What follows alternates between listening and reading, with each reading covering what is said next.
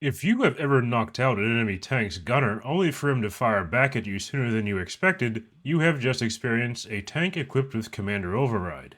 This is frustrating, I know, but there is a way to counter it. To tell if these vehicles have Commander Override, all you have to do is just hover your mouse over their commander in X-ray view in the hangar and see if it says can fire main armament.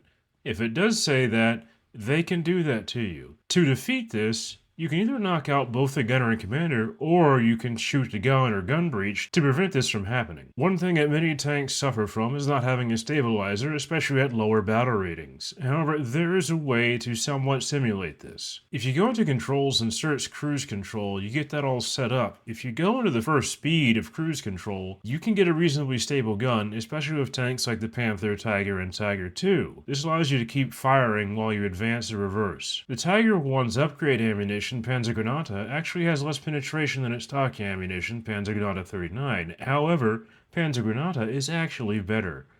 The reason for this is that Panzergranate actually has more high explosive failure than Panzergranate 39, so much so that it causes overpressure.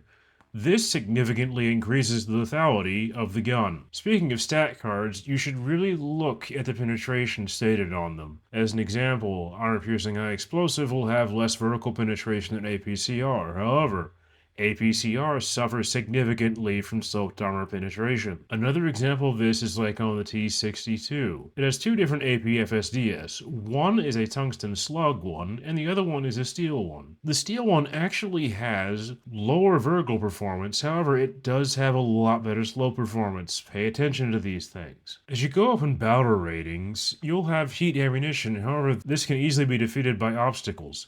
If you happen to have a tank with 50 cals or larger, you can take care of most of these obstacles and then shoot the enemy target behind them. 50 cals will not go through the heaviest objects. Larger calibers like 20 mils might be able to go through. As you go up further in the BRs, you will find vehicles with timed fuse and proximity fuse high explosive. You may not always want this, as sometimes whenever you range find, it sets the fuse and you won't hit the tank with your high explosive ammunition. There is a setting to change that. Go to controls and search switch fuse mode. You hit your keybind for that and it sets these rounds into an impact fuse, allowing you to use them properly against maneuvering vehicles. Most of the time whenever you aim in War Thunder, you just point your sight up. I think there's a superior way of doing this, through super elevating your gun. Go into your controls and set the mouse wheel to sight distance control, then search sight distance control, then edit the axis and set a key to reset your sight whenever you're done moving your sight up and down. This will help you once you get to laser rangefinder so you can re-zero it easily, and it allows you to do repeat shots much more effectively in my opinion. Whenever you research light vehicles, you notice these binoculars down here. This is for something called active scouting. This is actually a really important feature for light vehicles. What happens whenever you do active scouting, whenever you're looking at a vehicle, it pings them on the map for your team. It also gives you a small reward.